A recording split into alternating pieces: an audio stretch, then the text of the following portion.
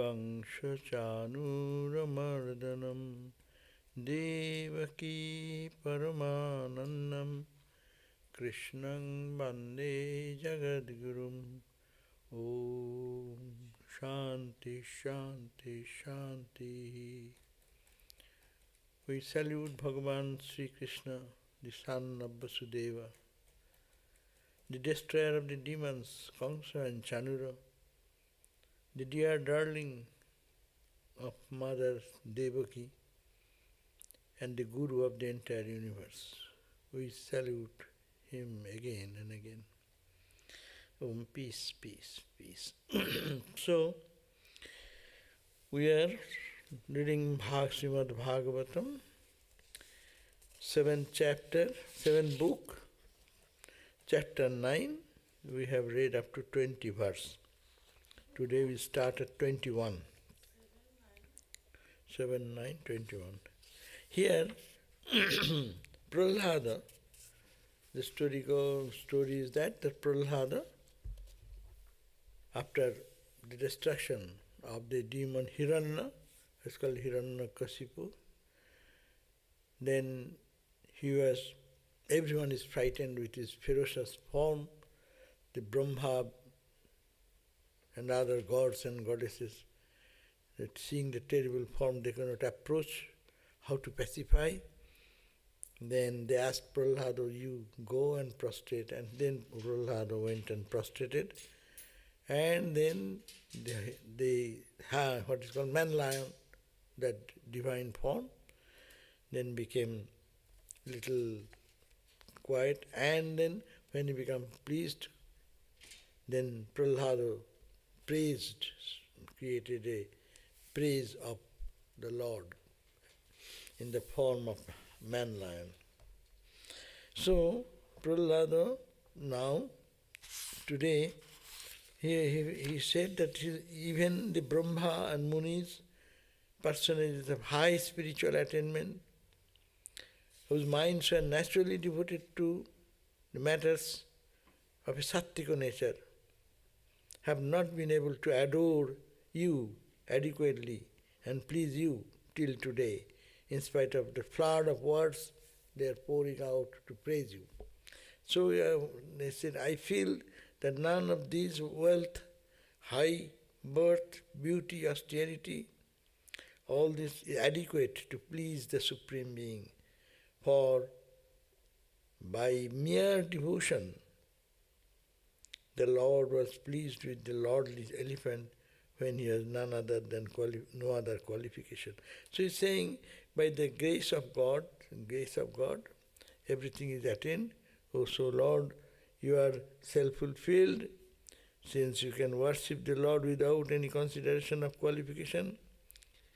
I am free from hesitation, that I am a low-born boy, born in a family of Asura. What can I praise you? That is the type of thing, discussion he did before. Today we are in the verse number 21. 20 verse we read, whatever agent, high or low, be it one's own parents or the Creator Brahma, constituted of the qualities of Sattva, Rajas and Tamas, brings into existence under your command anything new, or creates any modifications of any old, that agent and that he accomplishes are in essence yourself. Baba, language is so complicated. You are the only existence and you are the only, everything is your will.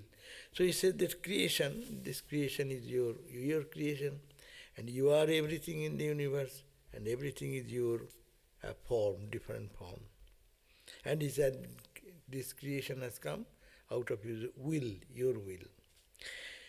21st verse, page 254. Your power is Maya.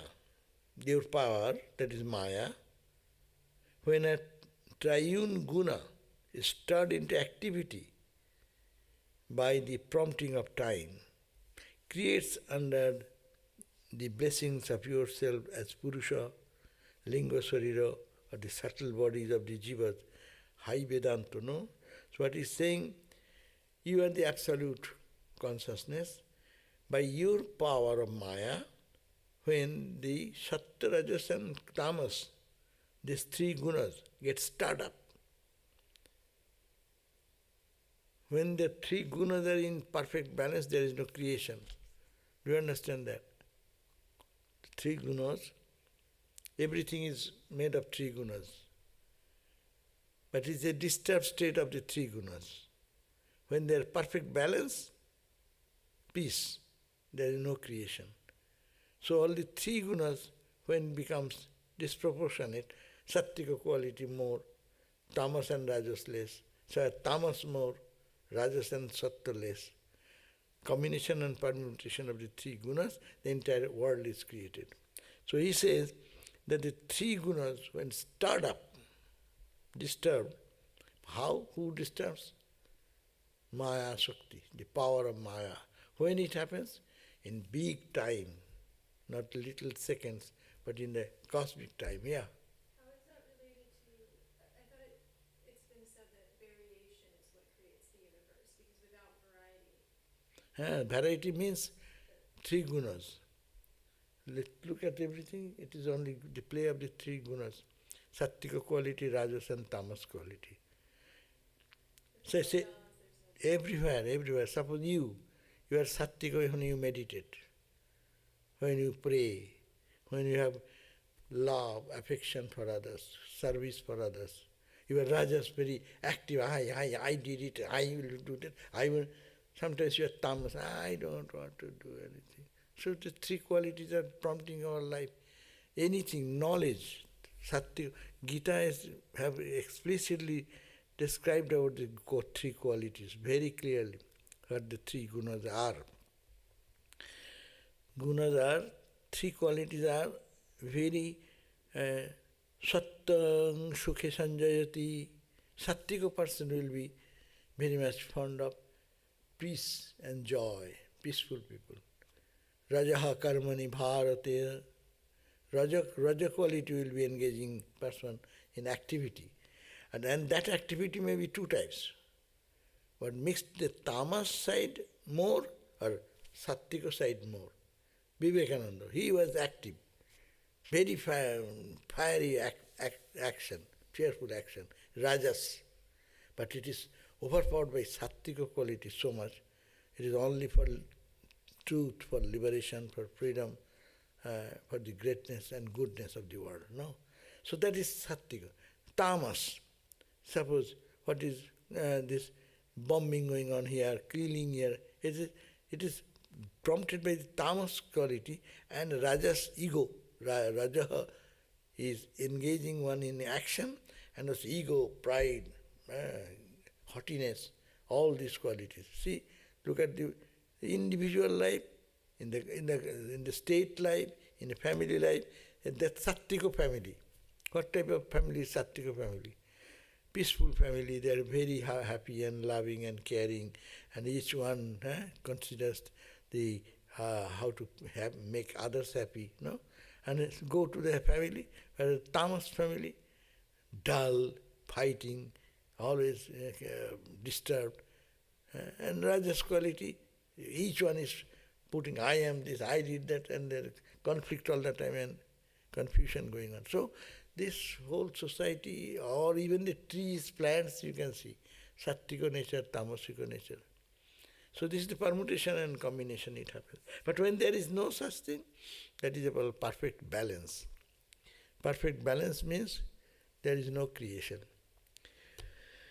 So the power of Maya, when her triune guna is stirred into activity by prompting of the time, creates under blessings of yourself. How it can create rajas, tamas and sattva, three qualities. But three qualities are jada, meaning matter. Behind is the consciousness, that is called the Purusha. Because of the Purusha, the three gets activated.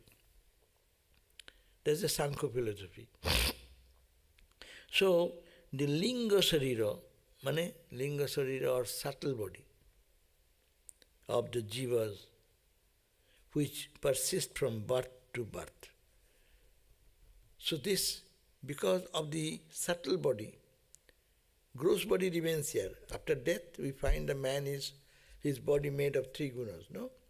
Sattvika food you take, rajas food you take every day. You take food three types, which is soothing food, which is chili and hot or something to make it palatable. It is rajas, and tamas is which brings you sleep. So food. So every time when you take, it is that this body is made of that. So body remains here after death. What happens? Who moves into the another life? Who lives? Who? In you somebody is there, no? This body, somebody is there inside.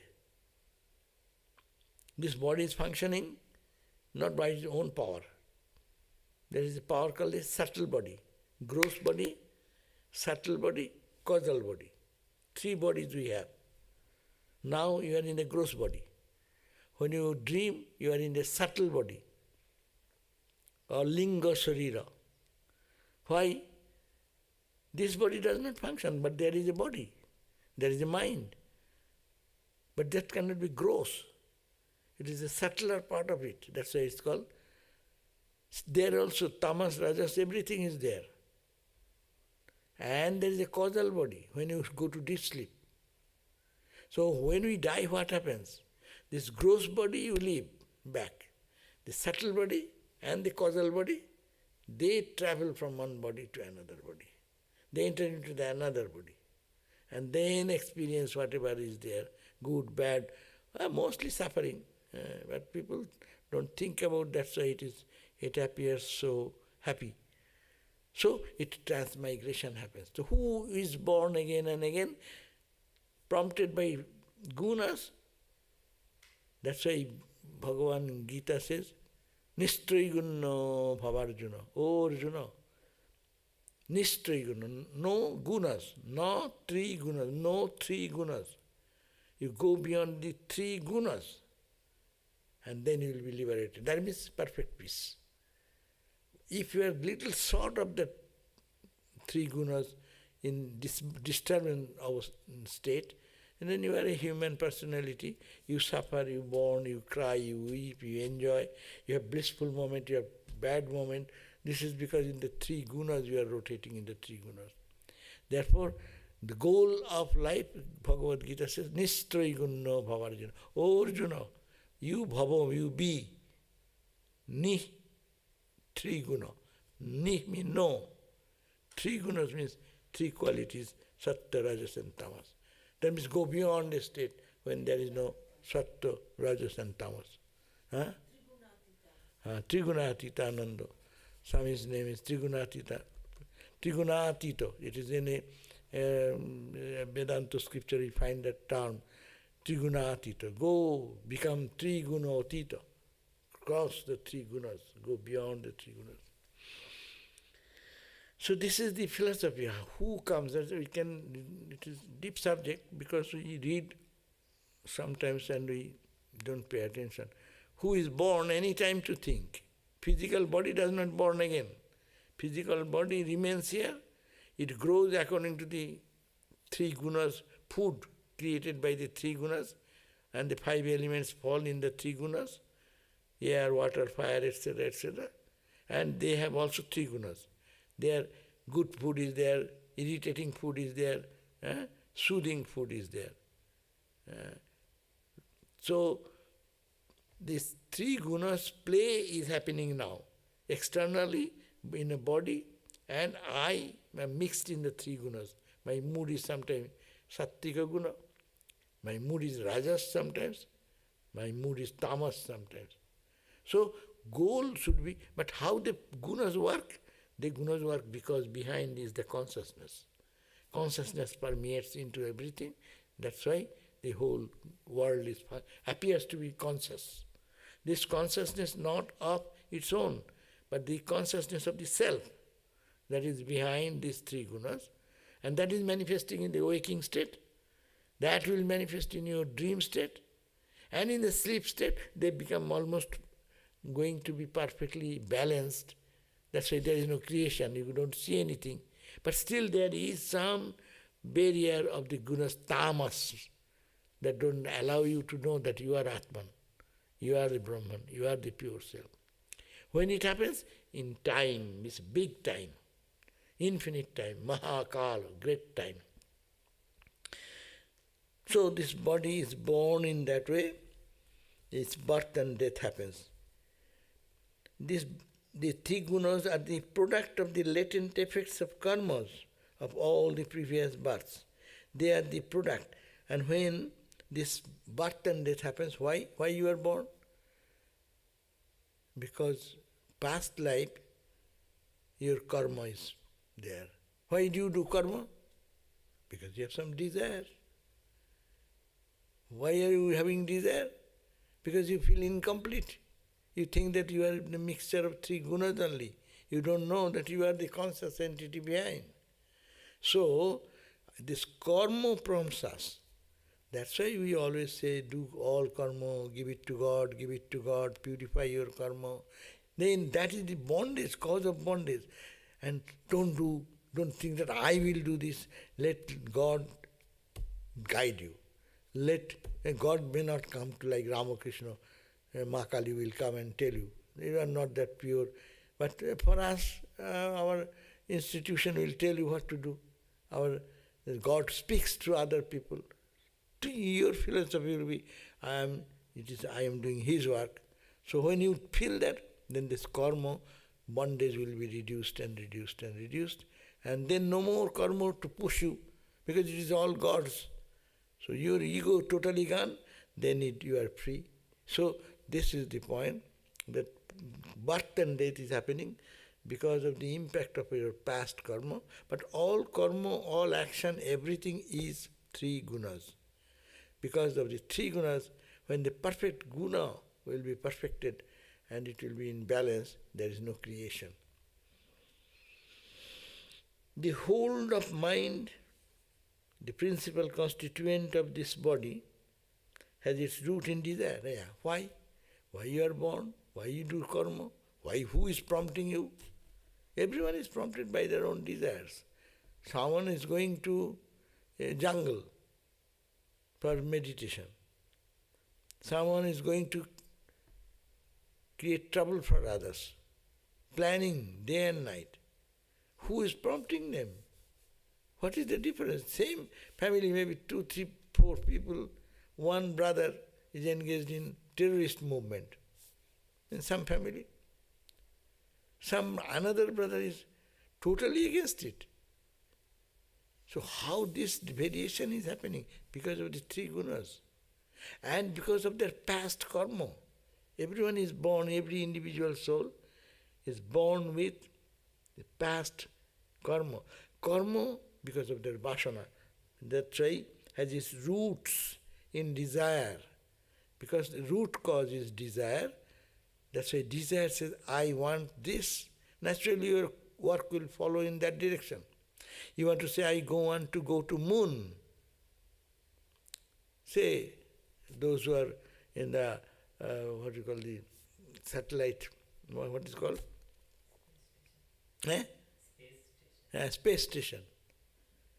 So they prepare themselves, no? Their karma is what? Those who go into the space, what they do? They prepare themselves how to do work when there is no gravitational pull, how the body will function, how to survive, how to eat, how to breathe. No. See, that type, you are not doing that type of work. I am not doing that type of work. But it is a fascinated work. And they do so much trouble, no? Take so much trouble to learn that and go that and then come back. So your action is prompted by what you want. So nobody comes here because that is not necessity. This type is not non-necessity. People has engagement, other engagement, important engagement, rather than this. So their priority, so they are engaged in that action. Why one is engaged in that, why engaged, not that because of the event, because of my tendency. what my wish, what I want. If it is fulfilled there, then my mind tells, go this way, go this way. What happens for every day morning? See, all of us. What is the time? Okay, turn this way, and then again, okay, until it is force. So you force yourself against that old tendency. The body is pulling you, and body needs rest probably, but you have not given it before. So it is. But coming to this shrine, why it is a good thing? Why everyone cannot do that? The desire. Your desire is less. If it is a pulling desire, people, how do you do? If I have to travel a distant place and your flight is at early morning 3 o'clock, what will you do? People do? Overcome their sleep. Desire. What is your desire? And that karma will follow that. So this way, this desire, life after life we are running. In simple language, here they are bringing the philosophy that because of karma, and karma, accumulated karma, not one karma. In life you did good karma, unconsciously you did bad karma, good karma, mixed karma, karma, akarma, bikarma. Three types of karmani apicha viddhabam, akarmanascha bikarmana, akarma, karma, bikarma. 3 types of karma in the Bhagavad Gita says. Karma is 3 types. So these 3 karma guides us. What is to be done, you do. Akarma, you should not do that work. But still we get prompted to do. It's like that. And bikarma, viparit karma, that takes us worldliness.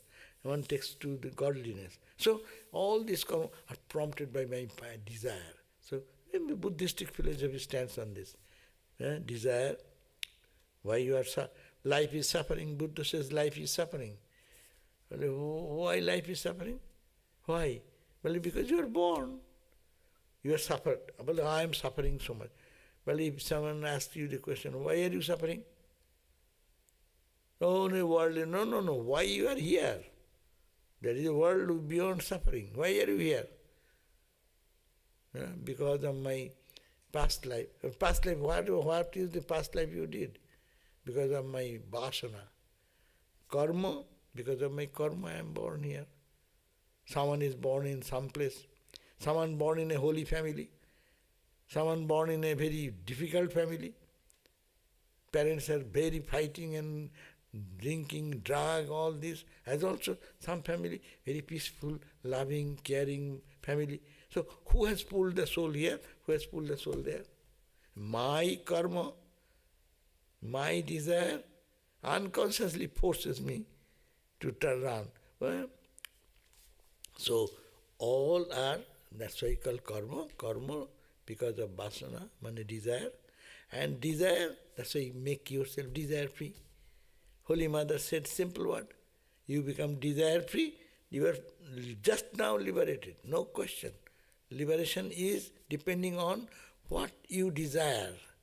A person who has no desire, I don't care for anything, so he will be in absolute peace, absolute joy. But tamas person can also feel that I am in peace. That's tamasa ananda. But that is not our goal. But many people do many bad things and they say, okay, I am happy. No, not that type of happiness. But it is sattvika and beyond sattva. Tamas, rajas, sattva and beyond. So how it will go? Reduce your desire. Or they say, turn new karma. Turn your will in a new direction. Your so-called pure karma will be so much, all bad karmas will be wiped out, then balance. And then when all work, you will be no desire because you have reached a purity of mind when you are in a state of akarma. That's why akarma is to be, Gita says, you have to understand what is akarma. Akarmanascha buddhavyam, buddhavyancha vikarmana.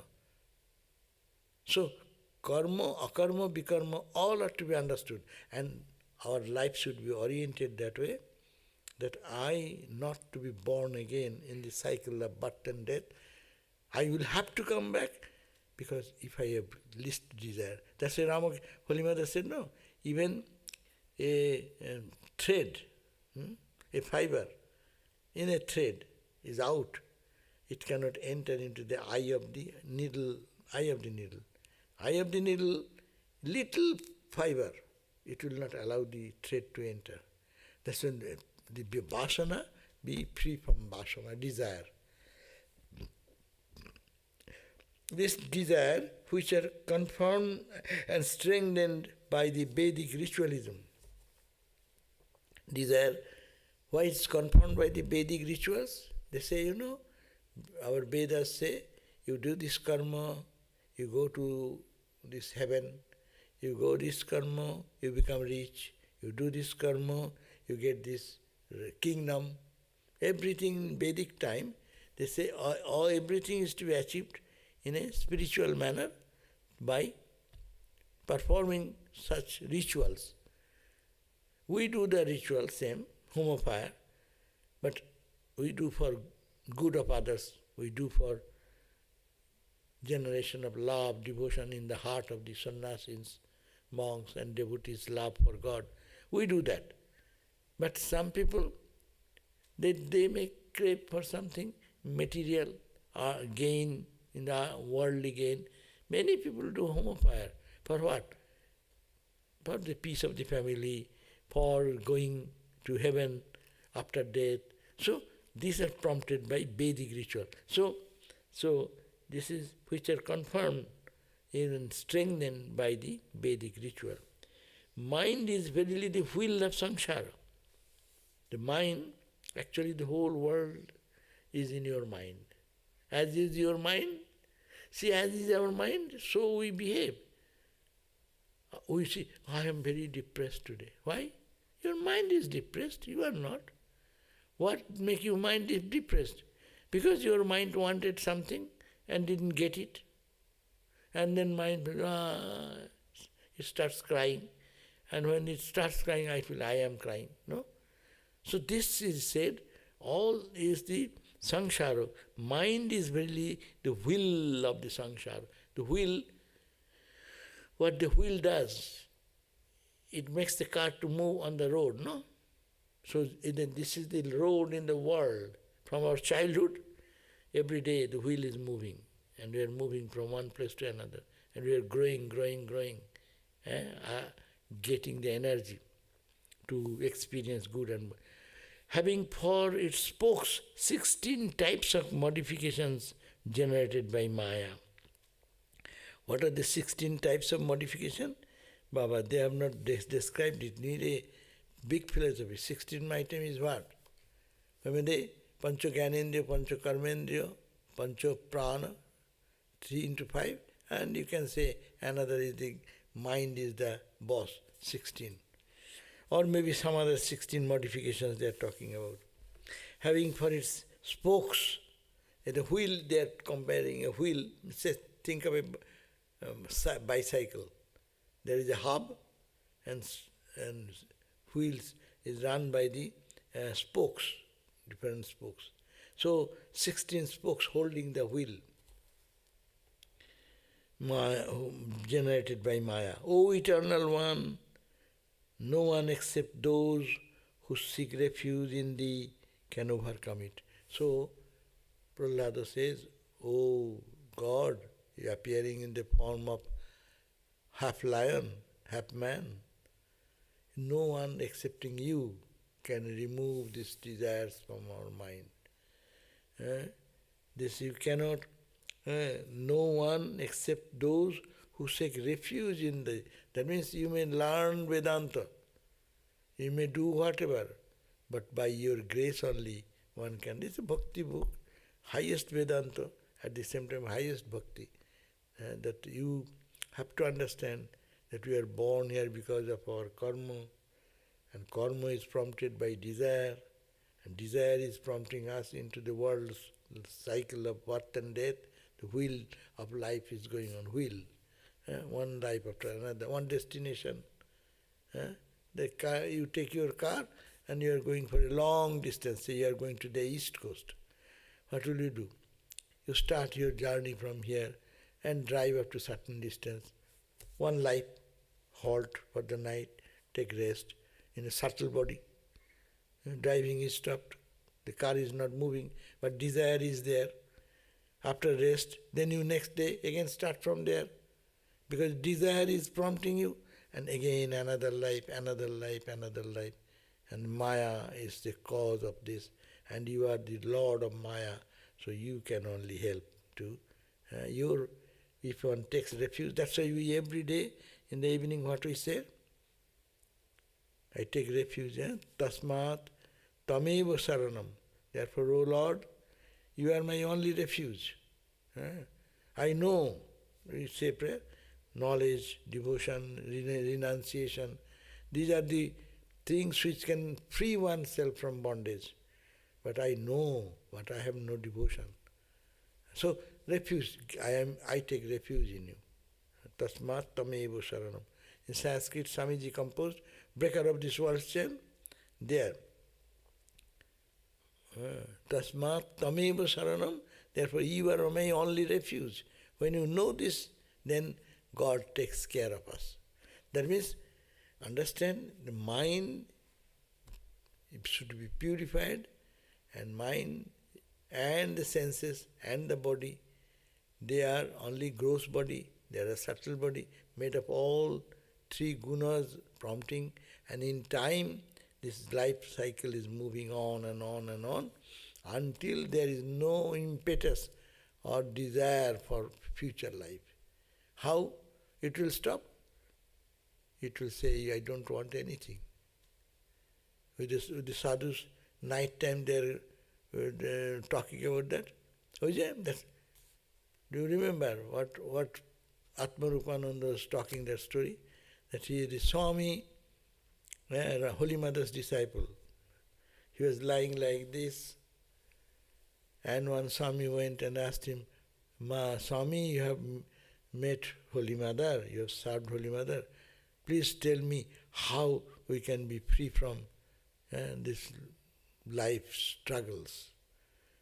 And he suddenly, as he woke up, and said, Vasana-tag, Vasana-tag, Vasana-tag.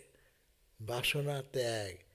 He got excited so much, with forcefully, he said only three times one word, Vasana-tag, desire-free. Make yourself desire-free. Only desire-free can give you freedom. I don't want anything, then you are free. Who is free? Who works so hard for fighting for anything in life, no?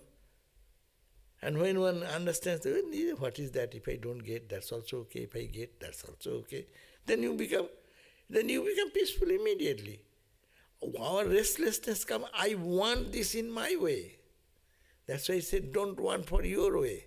Let the Lord's way. Say, whatever you say, I do. O Lord, let thy will be done, not my will be done.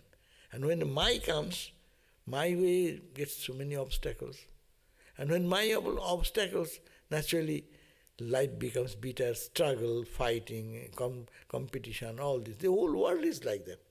But if one says that, okay, let thy will be done, he will do. He will do the karma, but think that it's not my will. Okay, good has come good, bad has come bad. I have done my best. That's my offering.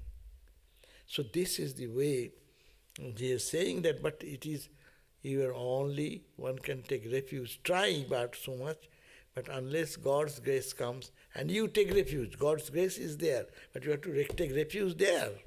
Now is God's grace. I am not connected with God. If I connected with my ego, there will be fight. But ego is surrendered to God. This is God's will. So, perfect peace. So, O Lord of all, you omnipotent being, self-luminous consciousness, as thou art, you transcend all the gunas of Prakriti and their products. So you are God, Lord. We are bound under Prakriti, but you are beyond Prakriti. You are the master. Mayantu prakriting vidyam, Mayinantu maheshwaram. Bhagavad Gita. You read Bhagavad Gita, it is so everything is not given in the spiritual world. Mayantu prakriting vidyam.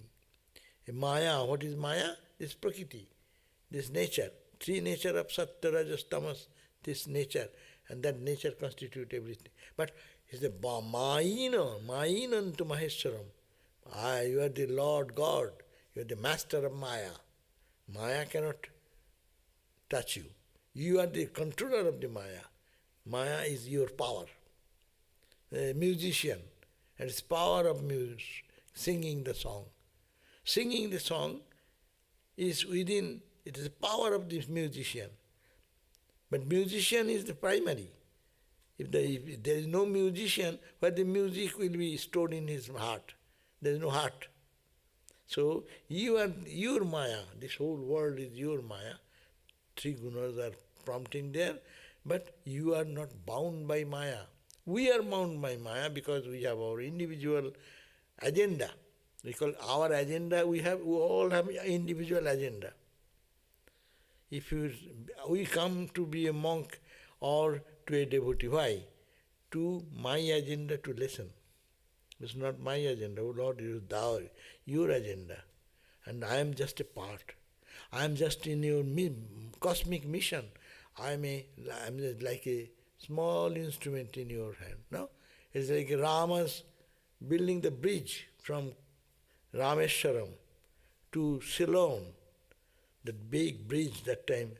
The Hanuman and others prepared the bridge by throwing stones. There is one type of stone, you may think, this is a story only. How the stone one can build a bridge. You can go and find. There are some stone which can float in the sky, porosity is there. At the same time, they have some integrating things together. So in the big mission of God's journey, let us take a little part. Not my agenda, but God's agenda. That's a story. There is a squirrel. All the big giant Hanuman monkeys, they are bringing big boulders and throwing into the ocean. And even now, a part of the bridge is still available. Train goes up to certain distance. We cannot say it is a gossip. That proof is there. But this one squirrel, he is very engaged. And what he is doing? He is just going to the beach and touching the water and coming with a wet body and rolling in the dry sand and then going gradually and on the road, on the bridge where the big boulders have already been placed, there is so much hollow places and he's shaking his body and some of the sand is shaken into the gap of the boulders. So a childlike play, what is doing? He says, I am a squirrel. I cannot carry big boulders, but I can carry these few grains of sand in my body and help in the mission of Rama. It is Rama's mission. The Lord God Rama. It is his mission, his work. So big people will do big boulders to throw and big giant activity. But I am a very squirrel. I have no other ability to do anything. I cannot carry many heavy things, but I can do little, maybe 10 grains of sand, 100 grains of sand, and I'll fill up there, and he's doing continuously, all the time. That's called the squirrel in the play of Rama's work. So our life should be like that. This is our life. I may not be a big guy. I need not be, but it is my ability, whatever I have. It is the mission of, that's called, you are in the mission of Ramakrishna mission. It's called Vedanta Society here. That's the Vedantic terminology. But in India we call Ramakrishna mission. It's not your mission. You have come to be a squirrel or to be a giant elephant, a monkey, to carry the load, big work. The Swamis came, they're big load. They're carrying big load, big center, running alone, building up huge structure, huge construction, huge planning, new education system, this, that. But I am a very ordinary person, I am a squirrel. What is there? Let them do their role and let me do my role. But not my work, it is his work and I am to dedicate my life. So this is the philosophy. Unless this comes, it is taking refuge into him. I am happy, I am serving Rama. And that is the whole, what a grand ideal, to remove our ego. But when we avoid the work, that's dangerous. Because you are going back to your own ego. But we have to do what? To ego, Rama's plan. This mission, whatever in the organization we do, it's called Ramakrishna Mission's work, not your work. No? If anything is done in this society, it is not your work. It is mission's work. It is the mission for which Ramakrishna came and to propagate the spiritual ideal. It is his mission. And we are all trying to purify ourselves by offering, whatever we can. So that's why it says, O Lord of all, you are the omnipotent being, you are self-luminous consciousness, you are transcendent, you have transcended all the gunas of Prakriti, and you are the man, but you are the master of the Prakriti. You are not under Prakriti. We are all under Prakriti, that's why we have our ego. But this ego can be transcended by taking refuge in you and purifying ourselves. Then I will be able to feel it is your presence. You are the transcendental reality. You are the manifest. You are manifest as time back capital, which controls and regulates all objects, entities, and forces.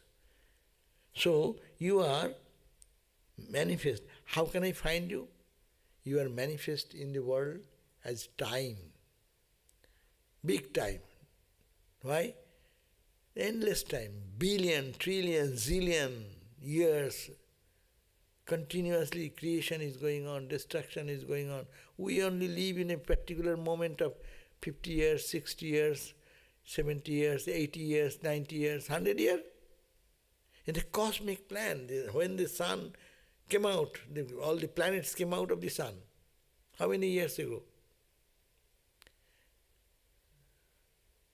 10 to the power how much? When? And that is only one incident in the cosmic plane, no? That big sun was going on around like that, and he happened to be close to here, and then split happened, and he was going to suck into the big sun, and by the time sun has gone somewhere, and they are separated, they started rotating around the earth. Our solar system created that way, no? But how many solar systems? How many years it is going on? How many trillions and zillions and trillions, zillions of years, this creation time, big time. In that big time, where we are, it's like a dot. This second versus that second. As we consider it is a second, nanoseconds now. So, time is in time, this is happening, no? The cosmic time. You are the, that's why here the last, you are manifest as time. How can I find you? You, as I see, look at the time, you are the time. You are unchanging. Time is as if unchanging. In the time, things are changing. In the play of time. Which controls and regulates all objects, all entities, and all forces. This time controls everything. In time things come, in time things disappear, in time things are built up, in time things are destroyed, no? So Twin Tower was there, time it was created, time came, one day it is destroyed, again in time it was again built up. So in the space, in the infinite expanse of time, the things are happening, coming and going back in this. But that time as if there is no end. That's why we compare with Shiva, Mahakala. The unchanging absolute, continuously it is there, and never ever a point where there is not. Entangled by Maya, your power in the transmigratory wheel with the 16 spokes. I am being crushed like a piece of sugar cane. Sugar cane machine, did you see? In India we have sugar cane machine. In this, they grind, two wheels grind among each other, and they put the sugar cane into it, and this rotation of the gear goes on, and all these things are squeezed from that. So you can think yourself, you are put like a sugar cane in the wheels, which have edges, very heavy edges. You will be crushed and squeezed and terrible. The example is very apt. Who understand what is called sugar cane machine? When you squeeze sometimes, what you do in your smoothie, what you do? Squeezing means what? You are all gone. All the fruits, different size, everything, and in high speed it is rotating and crushing and making all paste. All ego is gone. I am strawberry. I am apple. I am whatever. I, and squeeze and put the machine. Boom! And what does? It crushes everything, and everything gets, that all ego is gone. It becomes smoothie. So this is the ego crushing. That's why our Ramakrishna mission is also said, that is it is not a Ramakrishna mission, but it is a machine. You are crushed and grinded so that your ego is smoothened. But when it goes, it is not very soothing. when it goes with the fruits you put in the morning to make the smoothie, everyone cries and cries to the end. What are you doing to me? What are you doing to me? Well, I'm doing nothing. I'm making you smoothie. Egoless. No ego. It's God's ego.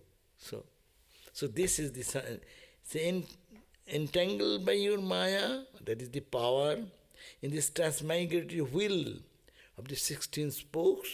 I am being crushed like a piece of sugar cane. Please deign to draw this refuge of yours away from the wheel towards you. I am crushed, I am being crushed, I am in pain. Take me, O Lord, give me a place at your feet. So this is the prayer, and he is praying to that lion god, half man, half lion. And what a great philosophy, Baba, this. O Almighty Lord, you see, because it's high philosophy only, I can do two verses I have read. This is the third verse I am reading now. It says, O Almighty Lord, what man usually aspire after? Long life, wealth, and the resources of guardian deities of the heavens. I have seen enough. See, Prahlad is saying, O Lord, Almighty Lord, I am crushed. This is the condition of spirituality. Happy life, everything is okay. I am doing 100 things as also God. That will be happy God. That day, our Sita was putting that question, yoga and bhoga. Yoga and bhoga, it will not go together. If it goes, it will be that much gain, nothing lost.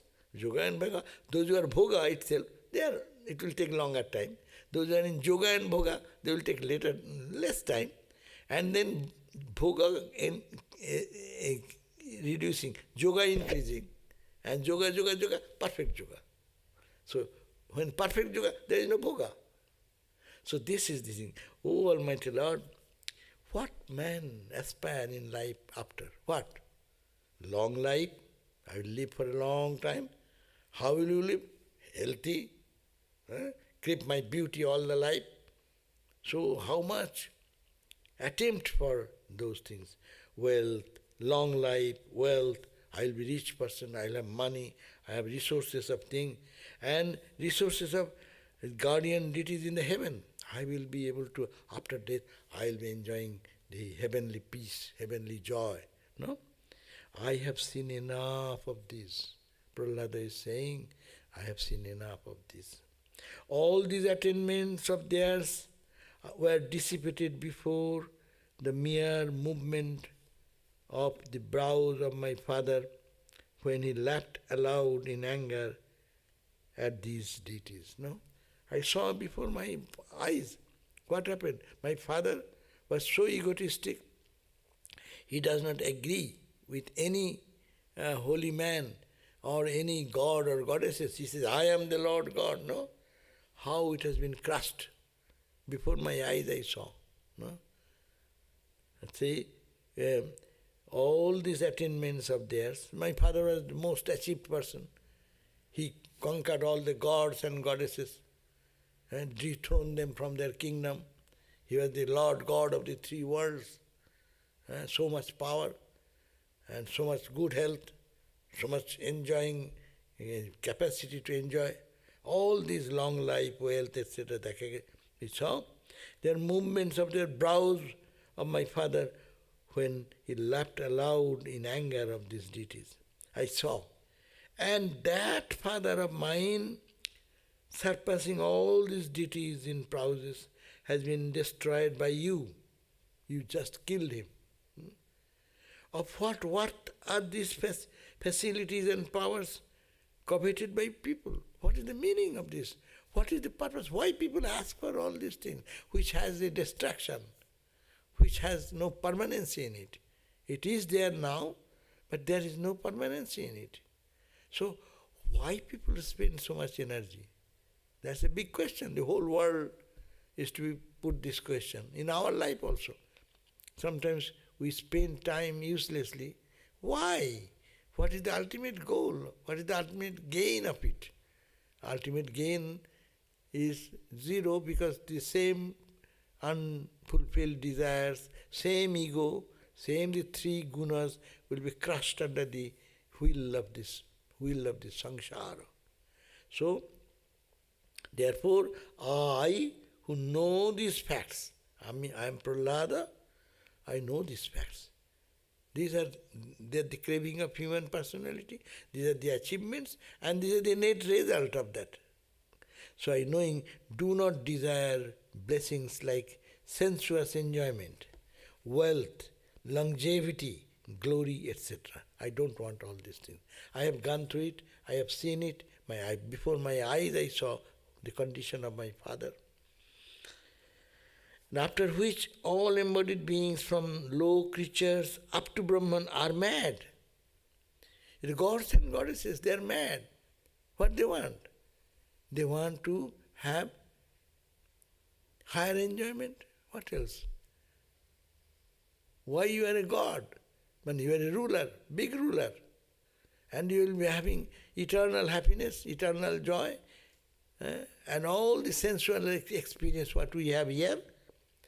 But there's a limitation. People can do only this much. They get bored. Ice cream is good. You take ice cream and you are given one box, big box, and you go on eating. You will say, no, enough today. Why should you enough today? Why not finish it? You cannot, because boredom comes. That is the sensate experiences brings this failure. It cannot satisfy. So, this I don't want any, and for these things, right from Brahma, even Brahma, Indra, Chandra, Varun, Devata, they are all craving for this and fighting for this, which is mundane. Not only this, I care not for any state or felicity that is subject to destruction by thee as time. I don't want anything which in time will be destroyed.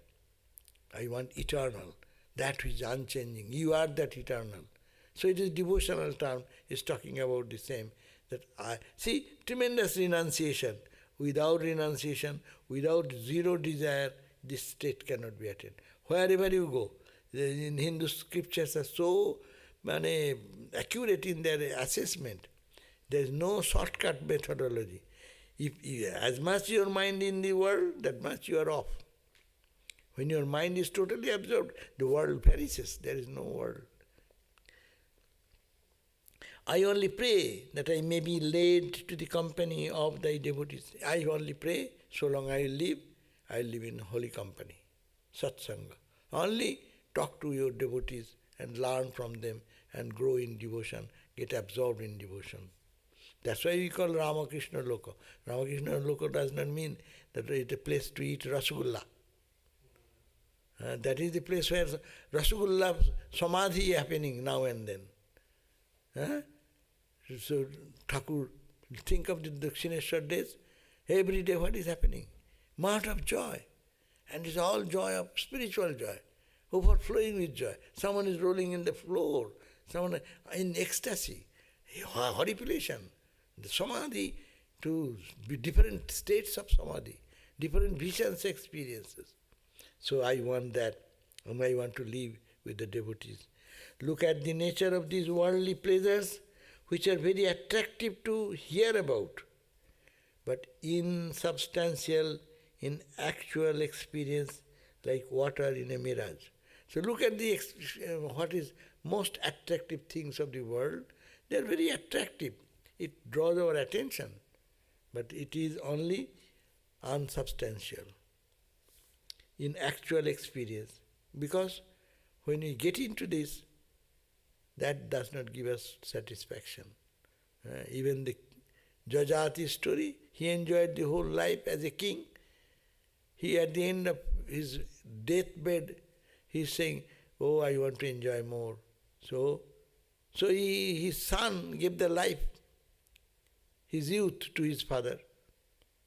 And he took another life of youth, full enjoyment.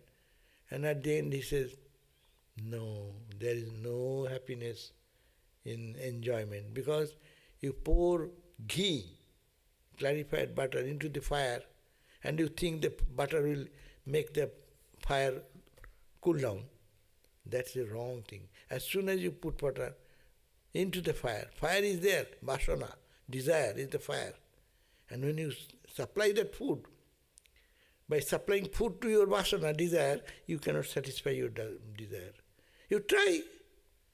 Everyone has tried, because that still dissatisfaction. Say, those who are goes to drug. Maybe for some reason they go to drug, or drinking. Okay, so for some reason. But when they get into it, they may forget the suffering. Okay, that's okay. Then what happens? Repeated taking and repeating becoming that, you become a slave of that disease, and then you become a victim. Then you want to come out of that drinking. Alcoholic Anonymous is so famous. Why are you struggling to be Alcoholic Anonymous?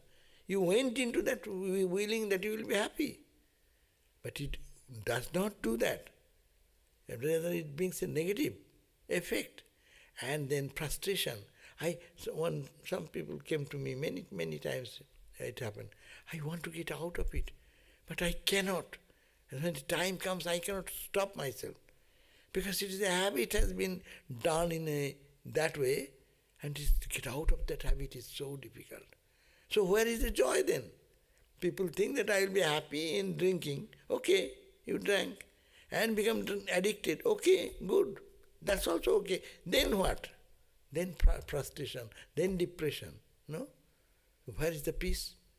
Therefore, that is the point, that these are unsubstantial in actual experience, like a mirage. Mirage means you want to hold it, it is not true. You see the water in the desert area, because of the refraction of light, and you think that it is water, and you go, and you find it is only sand. And Swami Vivekananda said, when he was moving in Rajasthan, that's a desert area, and he used to see every day beautiful trees and the reflecting water, and he was very happy. How in the ocean, how in the desert, it is so beautiful that there are so many lakes. And then one day really he felt thirsty and went there, and he found that it is all sand. Life is like that. What we think glamorous, which attracts our senses, They're only that appearance, and you go and test it, then it is dry, raw things. So this is the thing, that look at also these bodies through which the enjoyments are had, a hotbed of every kind of disease.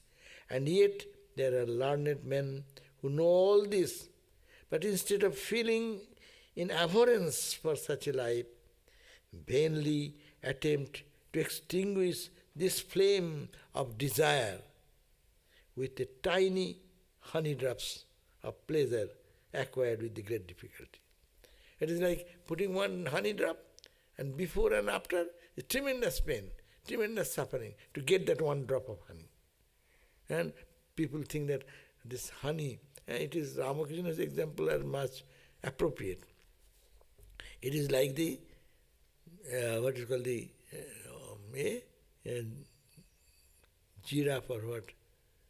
They take they eat the uter English ki ut. Camel. It is like camel. Thakur gave the example. Camel is thorny bush he likes. He does not understand it is not good. But when he eats, the throats get cut and bleeding starts. And it goes to his tongue. He says, "Wow, thorns are very sweet." And they bleed, then ultimately the entire mouth bleeds for them. So this is the world is like that. We do not know it is my blood I am to eating, and that appear at the cost of my blood I am enjoying this. Or to get one drop. Swami Vivekananda said in one prayer, "Ek bindu anonder tare ek sindhu sedu bindu jhare." Swami Vivekananda said, you shed your laboring heart like an ocean. That much work you give to get a one drop of nectar like bliss. So that I know, therefore these people are all learned men, they are maybe highly educated.